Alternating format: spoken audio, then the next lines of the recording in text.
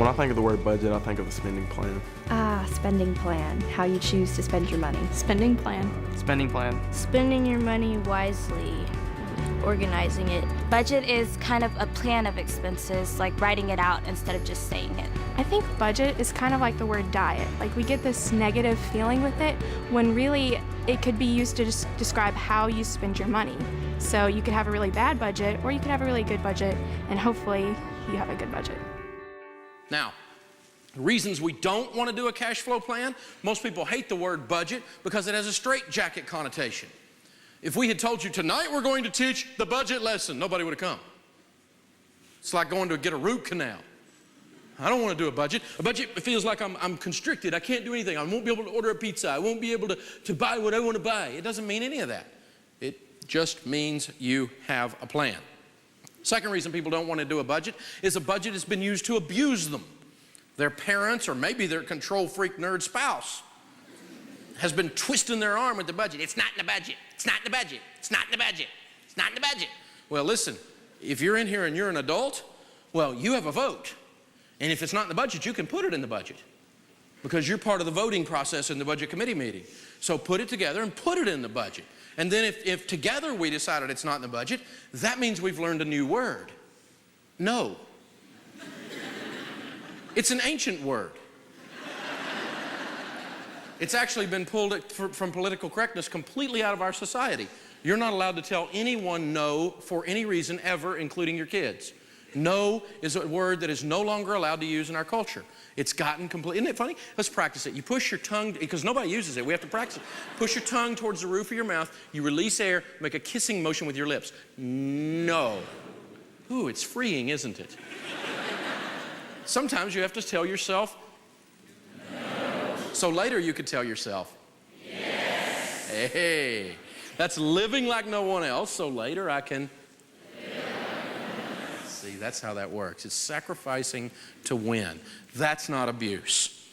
Now, another reason we don't like to do a budget is we never had one that really worked. We tried the old yellow pad budget, you know. We're going to add it all up. We're only going to eat every other week. You remember that. I remember when we were broke, Sharon, when I would go to work, she would make my sandwiches. And I still a lot of times take food to work because I don't like to go out to eat. I don't want food with it. I'm a time nut. I want to get better use of the time. Plus I eat with my team and that kind of a thing. And so it's not unusual at all for me to pack my lunch. But I'll tell you what I don't eat. I don't eat tuna fish. Because when we were broke, she always packed me a tuna fish sandwich. So when I smell tuna fish, I feel broke.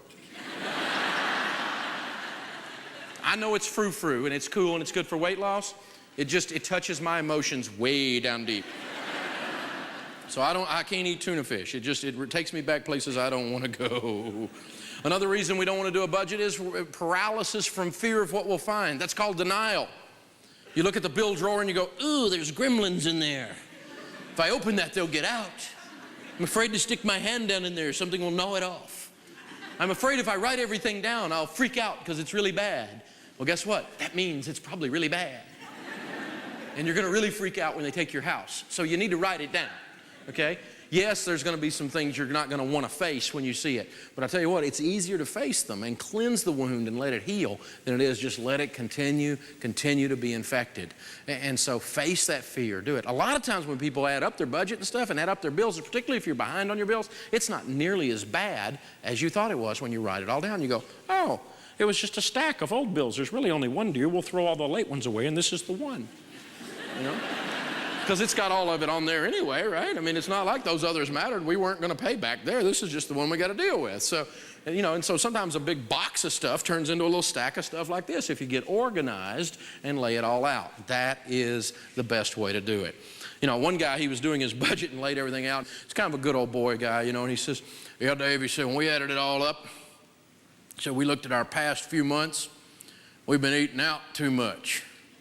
I said, what do you mean you've been eating out too much? He said, we've been eating out too much. I said, what do you mean? He said, well, we added it all up, we've been spending about $1,200 a month on restaurants.